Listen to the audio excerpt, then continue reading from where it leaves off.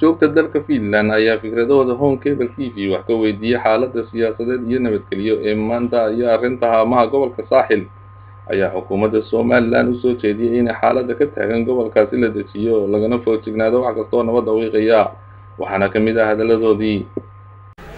anigoo ah Cabdirasaaq Yuusuf Macallin kuna magac dheer Hilidi waxaan ka hadlayaa dhacdadii Berbera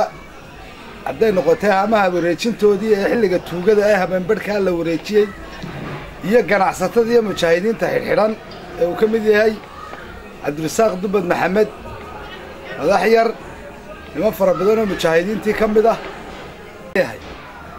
war waxaan iyo xabadan ay idinku ordaysaan dawladdii siyaad bare idinka xoog weyneed ba waxba ku tari weyday dadkana waxaan leeyahay hadday gobolka Saaxil joogaan iyo Maroodi Jeex iyo Togdheer iyo Sanaag iyo Boorame iyo meel walba oo Somaliland fartiina idinku keenteena fartiina ku rida madaadan cilmi waxa aan halkan ka salaamaya Somaliland sida uu dhantahay shacabka Somaliland waxaanu cambaaraynaa haddaanu shacabka reer Finland ee Somaliland Finland ku nool reer Somaliland amuuraha ka soconaya Berbera iyo arrimaha aan aqligu galaynin ee ka dhacaya Berbera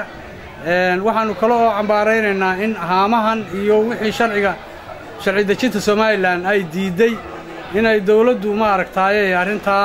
ay ku faradhiirato oo sharciga baalmarto waa wax aad u liita weeye in shacabka reer Berbera la caburiyo wax aqliga aan galayn weeye waxaanu ka codsanaynaa xukuumadda reer Somaliland xukuumadda waa jecel lahay laakiin xukuumadda waxaanu leenahay waa inaad sharciga u hoggaansanto waa inaad shacabkaaga tixgeliso waa inaanad shacabkaaga cagajuglayn iyo xarig iyo ilaa saxaafadii ilaa shacabkii cagajuglayn ayaa ku jirta aad iyo aad waxaanu xukuumadda uga codsanaynaa inay cagajuglaynta ka dayso haddii aanu nahay shacabka reer Somaliland ee jahliyadda reer Somaliland ee Finland ku nool Aadan Yuusuf Cismaan Home Cable TV Finland